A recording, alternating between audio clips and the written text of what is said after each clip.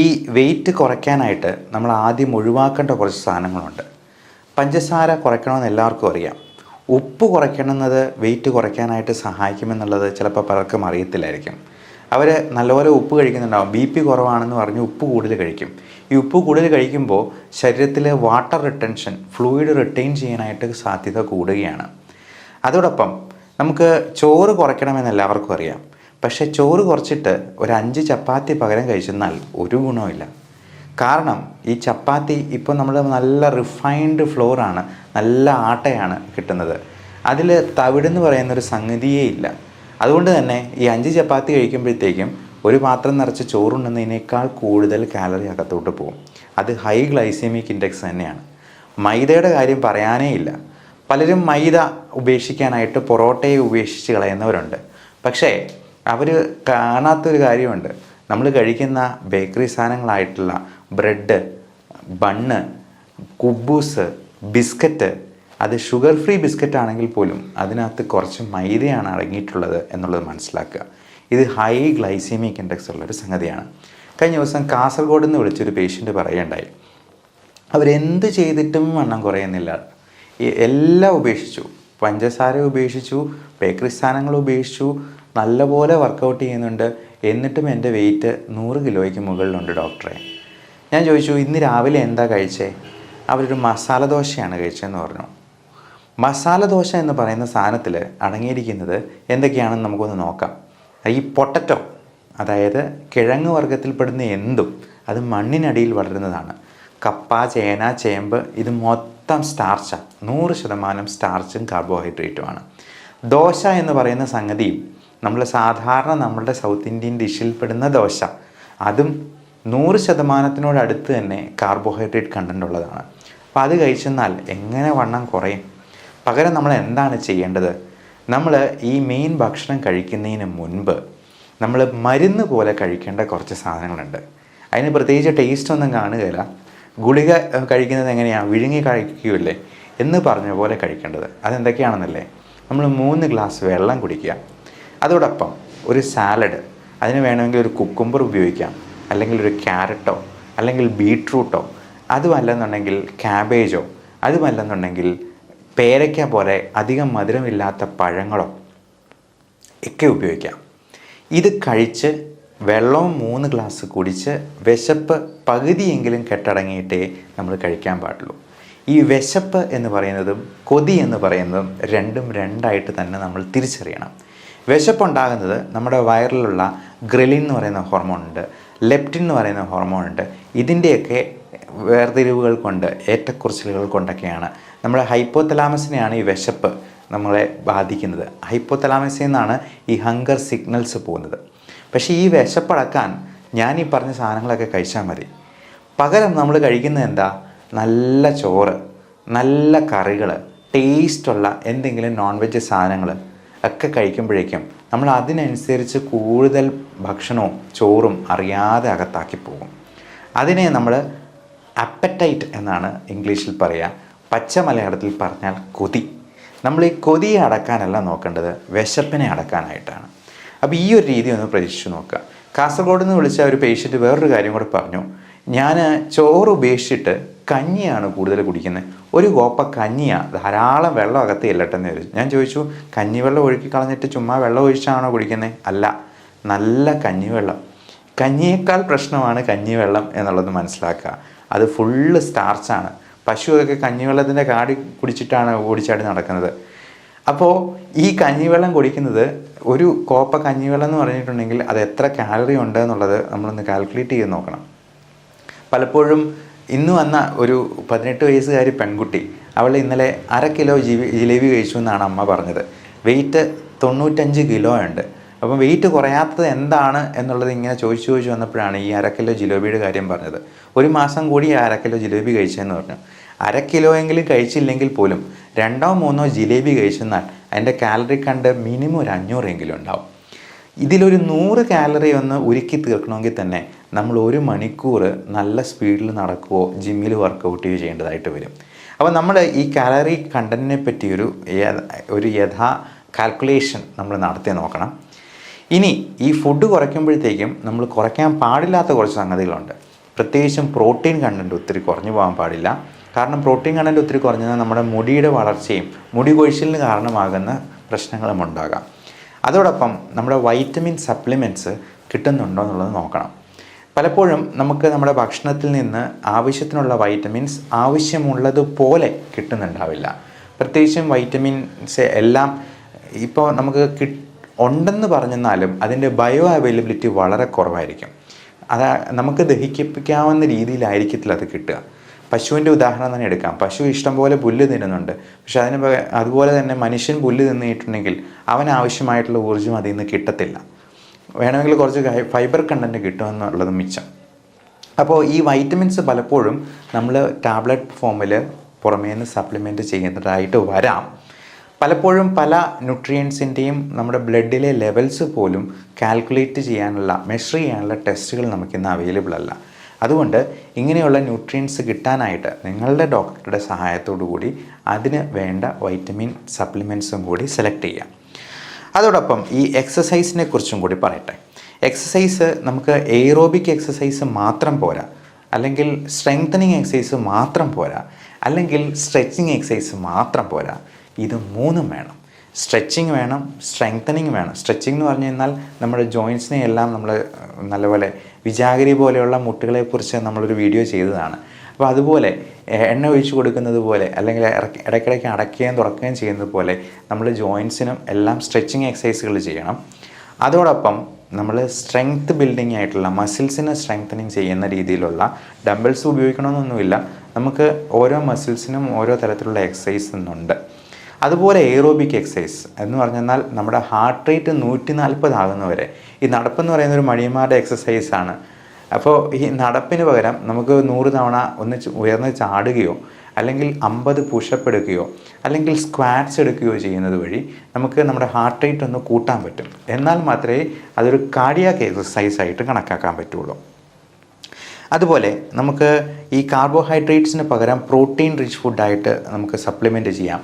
അപ്പോൾ egg diet എന്ന് പറയുന്ന ഒരു സംഗതിയുണ്ട്. എഗ് വൈറ്റ് മാത്രം, നമ്മൾ എഗ് യോക്ക് ഉപേക്ഷിക്കും. എഗ് വൈറ്റ് കഴിച്ചെന്നാൽ തന്നെ, പ്രോട്ടീൻ റിച്ച് ഫുഡ് കഴിച്ചെന്നാൽ തന്നെ നമുക്ക് നല്ല രീതിയിൽ ഒരു വിശപ്പ് മാറുന്ന ഒരു ഫുൾ ആയിട്ടുള്ള ഒരു ഫീലിംഗ് കിട്ടും. അതുപോലെ കീറ്റോ ഡയറ്റ് നമുക്ക് ഒത്തിരി നാളത്തേക്ക് കണ്ടിന്യൂ ചെയ്യാൻ പറ്റില്ല. മാക്സിമം 2 മാസം വരെയൊക്കെ. അപ്പം ഉടനടി വെയിറ്റ് കുറയ്ക്കേണ്ടവരാണെന്നുണ്ടെങ്കിൽ മാത്രം കീറ്റോ ഡയറ്റ് എടുക്കുക. അല്ലെങ്കിൽ ലോങ് ടേം ആയിട്ടുള്ള ഡയറ്റ്, കീറ്റോ ഡയറ്റ് എടുക്കുന്നതുകൊണ്ട് ചിലപ്പോൾ യൂറിക് ആസിഡ് കൂടാനുള്ള സാധ്യതയുണ്ട്. മറ്റ് ഹെൽത്ത് ഹസാർഡ്സ് അതിനകത്ത് ഇൻവോൾവ് ആണ് എന്നുള്ളത് മനസ്സിലാക്കുക. നമ്മുടെ വീട്ടിൽ തന്നെ ഒരു ഡിജിറ്റൽ വെയിങ് ബാലൻസ് വാങ്ങി സൂക്ഷിക്കുക. അപ്പോൾ 0.3 ഡെസിമൽ പ്ലേസ് 0.1 ഡെസിമൽ പ്ലേസ് പോലും കാണാൻ പറ്റുമെന്നുണ്ടെങ്കിൽ നമ്മൾ രാവിലെ എണീറ്റ് ഒന്ന് വെയിറ്റ് നോക്കിയെന്നാൽ നമുക്ക് തന്നെ ഒരു സമാധാനമാണ്. വെയിറ്റ് കുറഞ്ഞില്ലെങ്കിൽ പോലും അത് കൂടുന്നില്ല എന്നുള്ള ഉറപ്പ് വരുത്തുക. ഏറ്റവും രാവിലെ തന്നെ വെയിറ്റ് നോക്കുന്നതാണ് അതിന് ഏറ്റവും ഉചിതമായിട്ടുള്ളത്. അതാണ് ഏറ്റവും കുറഞ്ഞിരിക്കുന്ന വെയിറ്റും. അതുപോലെ ഷുഗർ ഉള്ളവർക്കൊരു ഗ്ലൂക്കോമീറ്റർ വാങ്ങിച്ചു വയ്ക്കാം. BP ഫ്ലക്ച്വേഷൻ ഉള്ളവർക്ക് BP അപ്പാരറ്റസ് വാങ്ങിച്ചു വയ്ക്കാം. എന്നിട്ട് നമ്മൾ തന്നെ ഇതിനെപ്പറ്റി ഒരു ട്രാക്ക് ചെയ്യേണ്ടത് അത്യാവശ്യമാണ്. ഇൻ്റർമീഡിയൻറ്റ് ഫാസ്റ്റിംഗ് വളരെ നല്ലൊരു ഫാസ്റ്റിംഗ് മെത്തേഡാണ്. 14 to 16 hours ആണ്. അത് പട്ടിണിയല്ല. ഒരു 18 hours കൂടുതൽ ഫാസ്റ്റ് ചെയ്യുന്നാലേ അത് പട്ടിണിയായി മാറത്തുള്ളൂ. 16 hours വരെയും നമ്മൾ ഫാസ്റ്റ് ചെയ്ത് കഴിഞ്ഞാൽ നമ്മുടെ ബോഡിയിലെ ഫാറ്റ് ബേൺ ചെയ്യാനായിട്ട് തുടങ്ങും. അതുവരെയും നമ്മുടെ ഉള്ള ഗ്ലൂക്കോസൊക്കെ വെച്ചിട്ട് അതിൻ്റെ ആ ഒരു പാത്ത് വേ തന്നെ അങ്ങനെയാണ്. നമ്മൾ ബയോകെമിസ്ട്രിയിൽ അങ്ങനെയുള്ള കാര്യങ്ങൾ പഠിക്കാറുണ്ടായിരുന്നു. അപ്പോൾ ഇതിൻ്റെ പാത്ത് വേസ് തന്നെ ഡിഫറെൻ്റ് ആണ്. 16 മണിക്കൂർ ബോഡി ഫാസ്റ്റ് ചെയ്ത് കഴിഞ്ഞിട്ട് നമ്മുടെ ഫാറ്റ് ഉരുകാനായിട്ട് തുടങ്ങത്തുള്ളൂ. ഈ 16 മണിക്കൂർ നമ്മൾ ഉറക്കം കൂടെ ഉൾപ്പെടുത്തി നമ്മൾ രാത്രിയിലത്തെ ഫുഡ് സ്കിപ്പ് ചെയ്യുന്നതാണ് ഏറ്റവും നല്ലത്.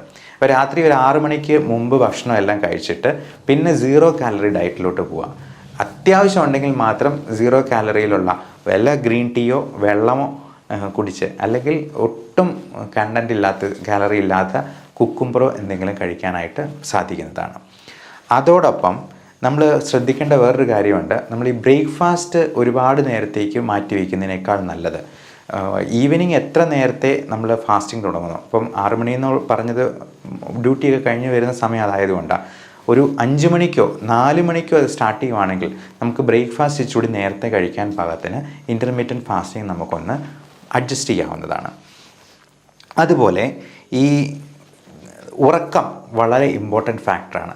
അപ്പം പലപ്പോഴും ഈ 6 മണിക്ക് നമ്മൾ ഫാസ്റ്റിംഗ് തുടങ്ങിയാൽ, അല്ലെങ്കിൽ 4 മണിക്ക് ഫാസ്റ്റിംഗ് തുടങ്ങിയെന്നാൽ ഒരു 7-8 മണിയാകുമ്പോഴത്തേക്ക് നമുക്ക് നല്ല വിശപ്പ് ഉണ്ടാകാനുള്ള സാധ്യതയുണ്ട്.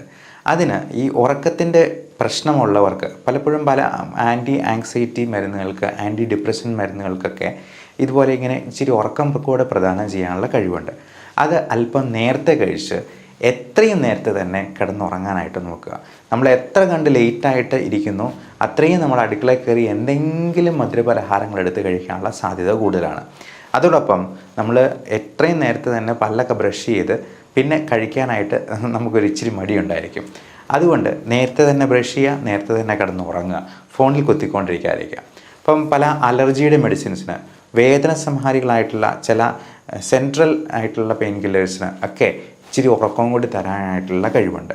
അപ്പോൾ അത്തരത്തിലുള്ളത് സൈഡ് ഇഫക്റ്റ് ആണ് എന്ന് വിചാരിച്ചെന്നാലും നമുക്ക് ആ സൈഡ് ഇഫക്റ്റ് ചിലപ്പോൾ ഉർവശി ശാപം ഉപകാരമായതുപോലെ ഭവിച്ചേക്കാം. അപ്പോൾ അത് ഡോക്ടറോട് ചോദിച്ച് ഇത് സ്വല്പം മോഡിഫിക്കേഷൻ വരുത്തിയെന്നാൽ നമുക്ക് ഇച്ചിരി നേരത്തെ കിടന്ന് ഉറങ്ങുകയും ഫാസ്റ്റിങ് നല്ല എഫക്റ്റീവായിട്ട് കൊണ്ടുപോകാനും പറ്റും.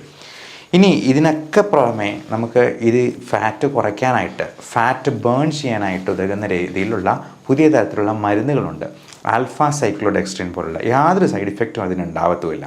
അത് നമ്മൾ ഭക്ഷണത്തിന് മുൻപ് കഴിക്കേണ്ട ഗുളികയാണ്. അത് കഴിച്ച് കഴിഞ്ഞിട്ടുണ്ടെങ്കിൽ നല്ല ഫുള്ളായിട്ടുള്ളൊരു ഫീലിംഗ് ഉണ്ടാവും. അപ്പോൾ പലപ്പോഴും ഈ ഹെൽത്ത് സപ്ലിമെൻറ്റ് ഡ്രിങ്ക്സ് ഉണ്ട് വെയിറ്റ് കുറയ്ക്കാനായിട്ടുള്ള, അവരൊക്കെ ഉപയോഗിക്കുന്ന ടെക്നിക്ക് ഇതാണ്. അപ്പോൾ ആ പ്രോട്ടീൻ റിച്ച് ആയിട്ടുള്ള വൈറ്റമിൻസ് ഒക്കെ ഉള്ള ഡ്രിങ്ക് ആയിരിക്കും അത് കൊടുക്കുന്നത്. അപ്പോൾ അത് കൊടുത്തിട്ട് നല്ലപോലെ വെള്ളം കൂടെ കുടിക്കുമ്പോഴത്തേക്കും വയറ് അതുകൊണ്ട് തന്നെ ഫില്ലാവും. മിക്കവാറും ഡിന്നർ സ്കിപ്പ് ചെയ്തിട്ട് ഇത് കുടിക്കാനായിരിക്കും പറയുക, അല്ലെങ്കിൽ 2 നേരത്തെ ഭക്ഷണം സ്കിപ്പ് ചെയ്യാനായിട്ട് പറയാം. അതുപോലെ കൺട്രോൾഡ് സ്ട്രെസ് എന്നാണ് നമ്മൾ ഈ എക്സസൈസിനെ പറയുക. എക്സസൈസ് എന്ന് പറയുന്നത് നമ്മുടെ ഒരു ചെറിയ രീതിയിലുള്ള സ്ട്രെസ്സ് നമ്മുടെ ബോഡിക്ക് കൊടുക്കുകയാണ്. ഈ കൺട്രോൾഡ് സ്ട്രെസ്സ് നമുക്ക് ആവശ്യമാണ്. നമ്മുടെ ജോലി തന്നെയും ഒരു എക്സസൈസായിട്ട്, അതൊരു കൺട്രോൾഡ് സ്ട്രെസ്സായിട്ട് എടുക്കാം. എത്രത്തോളം സംതൃപ്തിയോടെ ജോലി ചെയ്യുന്നോ അത്രയും സന്തോഷം നമുക്കുണ്ടാവുകയാണ്. അത് തന്നെ നമ്മുടെ വെയിറ്റിനെയും മാനസിക ശാരീരിക ആരോഗ്യത്തെയും ബാധിക്കുന്ന അല്ലെങ്കിൽ ഹെൽപ്പ് ചെയ്യുന്ന കാര്യങ്ങളാണ്. നമ്മുടെ ജോലി ഏറ്റവും ഭംഗിയായിട്ട് ഏറ്റവും സംതൃപ്തിയോടെ ചെയ്തു തീർക്കുക എന്നുള്ളതാണ് നമുക്ക് സന്തോഷം ഉണ്ടാക്കാവുന്ന ഏറ്റവും നല്ല കാര്യം. അതുപോലെ സ്ട്രെസ്സ് കുറയ്ക്കാനുള്ള കാര്യങ്ങളെല്ലാം നമ്മൾ ചെയ്യുക. ഒരു മൂളിപ്പാട്ട് പാടുന്നത് പോലും സ്ട്രെസ്സ് കുറയ്ക്കാൻ, ഒരു പാട്ട് വെച്ചുകൊണ്ട് ഞങ്ങളുടെ കൂട്ടുകാരെ പല സർജൻസും പാട്ട് വെച്ചുകൊണ്ട് ഓപ്പറേറ്റ് ചെയ്യുന്നത് നമ്മൾ കാണാറുണ്ട്. നമ്മളാണെങ്കിലും ബ്രോങ്കോസ്കോപ്പിയൊക്കെ ചെയ്യുമ്പോഴത്തേക്കും എൻഡോസ്കോപ്പി പ്രൊസീജിയേഴ്സൊക്കെ ഒരു പാട്ടും കൂടെ അങ്ങ് വയ്ക്കും. അപ്പോൾ നമുക്കത് എൻജോയ് ചെയ്ത് ചെയ്യാൻ വേണ്ടിയാണ്. പാട്ട് പാടാൻ അറിയാവുന്നവരാണെങ്കിൽ, അറിയാൻ മേലാത്തവരാണെങ്കിലും ഒരു പാട്ട് പാടി അങ്ങ് പോസ്റ്റ് ചെയ്തോളൂ. എൻ്റെ പേരിൽ നോക്കിക്കഴിഞ്ഞാലും പല പാട്ടുകളും നിങ്ങൾക്ക് കിട്ടിയേക്കാം. ഞാൻ ഒരു വലിയ പാട്ടുകാരനൊന്നുമല്ല, എന്നാൽ പോലും. അപ്പോൾ നമുക്ക് ഇങ്ങനെയുള്ള കാര്യങ്ങളെ നോക്കി നമ്മുടെ മനസ്സും കൂടി നല്ല പ്രസന്നമായിട്ട് കൊണ്ടുപോയെന്നാലേ ഈ സ്ട്രെസ്സ് ഇൻഡ്യൂസ്ഡ് ഒബീസിറ്റി, കാരണം ഈ സ്ട്രെസ്സും ആങ്സൈറ്റിയും ഡിപ്രഷനും ഒക്കെ ബോറടിക്കുമ്പോഴത്തേക്കും നമ്മൾ കൂടുതൽ ഭക്ഷണം കഴിക്കാൻ സാധ്യതയുണ്ട്. അപ്പം അതിനെ നമ്മൾ ബുളിമിയ നെർവോസ എന്നൊക്കെ നമ്മൾ വിളിക്കാറുണ്ട്. അതുപോലെ തന്നെ നേരെ തിരിച്ച് അനോറെക്സിയ നെർവോസ എന്ന് പറഞ്ഞൊരു പ്രശ്നമുണ്ട്. കുറേ ദിവസത്തേക്ക് ആൾ ഭക്ഷണമൊന്നും കഴിക്കത്തില്ല, ഈ ഡിപ്രഷൻ കൂടിയിട്ട്. അപ്പോൾ ഇങ്ങനെയുള്ള പ്രശ്നങ്ങളെല്ലാം നമ്മൾ ഒഴിവാക്കേണ്ടതുണ്ട്. ഈ ആൻറ്റി ഡിപ്രഷൻസും ഇതിൻ്റെ ആങ്സൈറ്റി റിലേറ്റഡ് ആയിട്ടുള്ള കാര്യങ്ങളുമൊക്കെ നമ്മൾ പ്രോപ്പർ ട്രീറ്റ്മെൻറ്റും എടുക്കാനായിട്ട് യാതൊരു മടിയും കാണിക്കേണ്ട ആവശ്യമില്ല. കൂടെ തന്നെ ഡയബറ്റീസും ഹൈപ്പർ ടെൻഷനും കൊളസ്ട്രോളും ഉള്ള മരുന്നുകളും നമുക്ക് വെയിറ്റ് കുറയ്ക്കാൻ ഉതകുന്ന രീതിയിൽ കുറച്ച് മോഡിഫൈ ചെയ്യാവുന്നതാണ്. പ്രത്യേകിച്ച് മെറ്റ്ഫോമിൻ പോലുള്ള മരുന്നുകൾ അതിൻ്റെ ഏറ്റവും മെയിൻ ഒരു മെക്കാനിസം ഓഫ് ആക്ഷൻ തന്നെ വെയിറ്റ് കൺട്രോൾ ചെയ്തുകൊണ്ട് തന്നെയാണ് ഷുഗർ കുറയ്ക്കുന്നത്. അതുപോലെ പ്രോട്ടീൻ പ്രശ്നങ്ങളുള്ളവർക്ക് പ്രോട്ടീൻ സപ്ലിമെൻറ്റ്സ് എടുക്കുമ്പോഴത്തേക്കും അതിൻ്റെ അലർജി ഉണ്ടോ എന്നുള്ളത് പ്രത്യേകം നോട്ട് ചെയ്യുക. നമ്മൾ പല പ്രോട്ടീൻസും വാരി വലിച്ച് കഴിക്കുമ്പോഴത്തേക്കും ഇതിൽ ഏതെങ്കിലും ഒരെണ്ണം അലർജി ഉണ്ടാക്കിയെന്ന നമ്മുടെ ബാക്കി എല്ലാ പ്രശ്നങ്ങളും താളം തെറ്റും.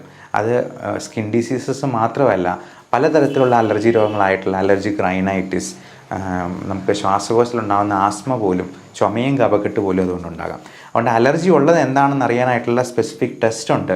സ്കിൻ പ്രിക്ക് ടെസ്റ്റ് എന്ന് പറയും. അലർജി 72 അലർജൻസിൻ്റെ ഒരു പാനൽ നമ്മൾ ടെസ്റ്റ് ചെയ്ത് നോക്കും. അപ്പോൾ കൃത്യമായിട്ട് ഇന്നതിന് അലർജി ഉണ്ടെന്ന് നമുക്കറിയാം. പലപ്പോഴും ഈ ബ്ലഡ് ടെസ്റ്റ് ആയിട്ടുള്ള ഈസ്നോഫിൽ കൗണ്ട് നോക്കുന്നതിലും IgE നോക്കുന്നതിലും അലർജി ഉണ്ടെന്നേ അറിയത്തുള്ളൂ, എന്തിനാണെന്ന് നമുക്കറിയാൻ പറ്റത്തില്ല. അപ്പോൾ അങ്ങനെ 1-2 കാര്യങ്ങൾ അവോയ്ഡ് ചെയ്യാൻ പറ്റാത്ത കാര്യങ്ങളുണ്ടെങ്കിൽ അതിന് സ്പെസിഫിക് ഇമ്മ്യൂണോതെറാപ്പി വഴി അലർജി പൂർണ്ണമായിട്ടും മാറ്റുന്ന പുതിയ സാങ്കേതിക വിദ്യയും നമ്മുടെ നാട്ടിൽ ഇന്നുണ്ട്. അത് വിദേശത്തൊക്കെ പണ്ടുണ്ടായിരുന്നുള്ളൂ, ഇന്ന് നമുക്കും അത് അവൈലബിൾ ആണ് എന്നുള്ളതും നിങ്ങളെ അറിയിച്ചു കൊള്ളുന്നു. Everyone take care of your health. Thank you.